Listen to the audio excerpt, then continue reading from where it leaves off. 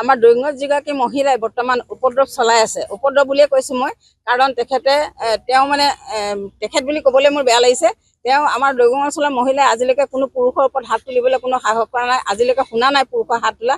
কিন্তু তেওঁৰ উচতনিত তেওঁৰ পতিয়ে যিটো মানে দুষ্কৃতি দুৰ্নীতিৰ কাম কৰিলে, তাৰ বাবে আমি যথেষ্টখিনি লজ্জাজনক হৈছোঁ। আৰু আমি দৈগুং অঞ্চলৰ মহিলাই তীব্ৰ গৰিহণা দিছোঁ তেওঁৰ ওপৰত, কাৰণ এনেকুৱা এটা আমাৰ দৈগত এতিয়ালৈকে হোৱা নাই। মই সৰুৰ পৰাই দৈগত ডাঙৰ হোৱাই আজিলৈকে শুনা নাই তেনেকুৱা।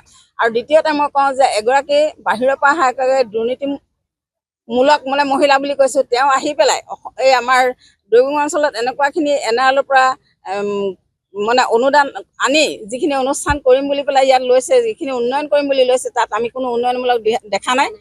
বৰষা বৰাক যেতিয়ালৈকে এৰেষ্ট নকৰে, এইটো বিষয় লৈ পেলাই যেতিয়ালৈকে ৰাজহুৱাভাৱে তেওঁক ক্ষমা নোখোজে, তেতিয়ালৈকে আমি তেওঁৰ ওপৰত আমি এইটো প্ৰতিবাদ চলাই যাম।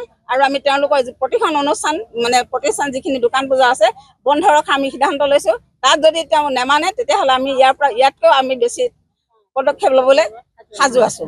দৈগুঙত পৰিস্থিতিৰ সন্মুখীন হৈ আছে, আমি সকলো অৱগত, প্ৰশাসনো অৱগত, ৰাইজো অৱগত।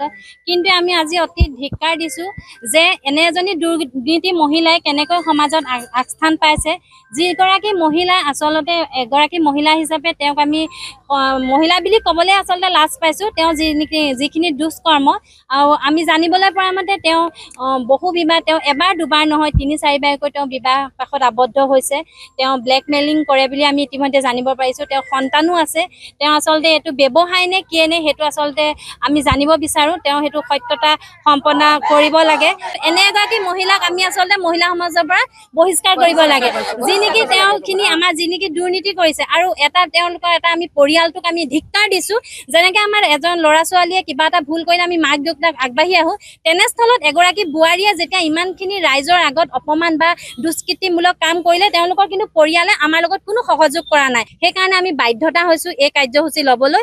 আৰু যেতিয়ালৈকে তেওঁ বৰষা বৰা আৰু পাপলু নাগে আমাৰ দৈগুঙৰ ৰাইজৰ ওচৰত ক্ষমা নিবিচাৰে, তেতিয়ালৈকে আমি তেওঁলোকক কোনো দোকান পোহাৰ খুলিবলৈ দিয়া নহ'ব।